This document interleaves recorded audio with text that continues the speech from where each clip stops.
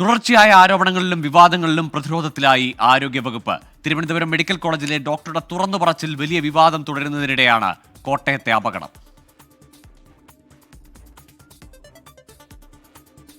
ഭരണത്തുടർച്ചയ്ക്ക് ഒന്നാം പിണറായി സർക്കാരിന്റെ നെടുംതൂണായിരുന്ന ആരോഗ്യവകുപ്പ് കോവിഡും നിപ്പയും കേരളത്തെ വിറപ്പിച്ചപ്പോഴും വകുപ്പിനെ ജനകീയമാക്കിയ മന്ത്രി കെ ശൈലജ. രണ്ടാം പിണറായി സർക്കാരിൽ വീണ ജോർജ് ആരോഗ്യവകുപ്പ് ചുമതല ഏറ്റെടുത്തത് മുതൽ വിവാദങ്ങൾ ഒഴിഞ്ഞ നേരമില്ല. പ്രധാനപ്പെട്ട മെഡിക്കൽ കോളേജുകളിൽ തുടർച്ചയായി ഉണ്ടാകുന്ന ചികിത്സാ പിഴവുകൾ, മന്ത്രിയുടെ ഓഫീസിനെതിരായ നിയമന വിവാദം, KMSL ഗോഡൌണുകളിലെ തീപിടുത്തങ്ങൾ, മരുന്നുകളില്ലെന്ന പരാതി, ശസ്ത്രക്രിയാ ഉപകരണങ്ങളുടെ ക്ഷാമം, വകുപ്പ് മേധാവിയുടെ തുറന്നു പറച്ചിൽ, ഒടുവിൽ ജീവനെടുത്ത കോട്ടയത്തെ അനാസ്ഥ.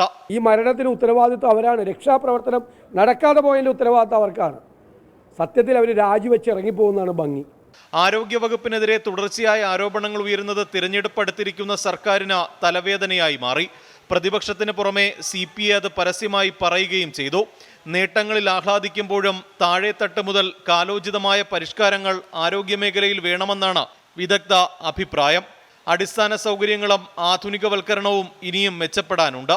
പൊതുജനാരോഗ്യ മേഖലയുടെ പ്രാധാന്യം തിരിച്ചറിഞ്ഞ സമീപനങ്ങളിലും മാറ്റം വരണമെന്നാണ് പൊതുവികാരം. 24 തിരുവനന്തപുരം.